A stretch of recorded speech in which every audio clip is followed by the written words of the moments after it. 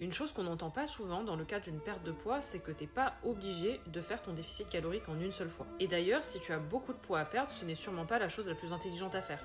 Avant que je t'explique, moi c'est Cécile, coach sportive et nutritionniste certifiée. Sur ce compte, je te partage plein de conseils pour perdre du gras, prendre de la masse musculaire. Si ce sont des sujets qui t'intéressent, abonne-toi. On se sait, quand on commence une perte de gras, les premières semaines peuvent être plutôt faciles. On est motivé, on ne ressent pas tant la faim que ça.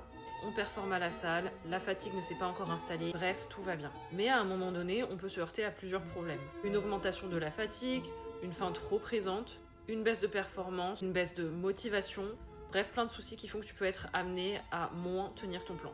Dans ce cas-là, ce que je te conseille, c'est de faire un retour à la maintenance temporaire de 1-2 semaines. C'est ce qu'on appelle plus communément dans le milieu une diet break, donc littéralement une pause dans le régime. L'idée, c'est de revenir à la maintenance calorique, d'augmenter tes calories, ça peut permettre d'augmenter très légèrement ton métabolisme, mais surtout de dissiper la faim, la fatigue, avoir un regain d'énergie, une meilleure performance à la salle, de retrouver la motivation pour repartir de plus belle dans ton déficit en ayant en tant soit peu fait une sorte d'escale. En général, la diet break, je vais la programmer après 10 semaines de déficit, parfois un peu plus tôt, parfois un peu plus tard, selon les besoins et surtout selon les ressentis de la personne. Parce que c'est quelque chose qu'on va implémenter de manière assez réactionnelle au final. Donc voilà, tu n'as pas besoin de faire ton déficit calorique d'une traite, tu peux très bien faire des pauses et c'est stratégiquement parfois ce qui est le plus intelligent à faire pour mieux vivre ton déficit et faire en sorte de le réussir. Si tu es perdu dans la gestion de ta perte de poids et que tu sens que tu as besoin de guidance, je suis coach sportive et nutritionniste certifiée, je peux t'aider,